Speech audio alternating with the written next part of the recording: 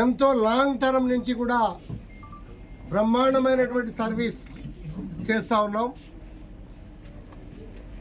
పెళ్ళిళ్ళ విషయంలో కానీ, ఫంక్షన్ల విషయంలో కానీ, మహిళలు చీరల పట్ల కానీ, బంగారం పట్ల కానీ మా దగ్గర నాణ్యతా ప్రమాణాలను దృష్టిలో పెట్టుకొని నమ్మకంగా మా దగ్గరికి వస్తూ ఉంటారు.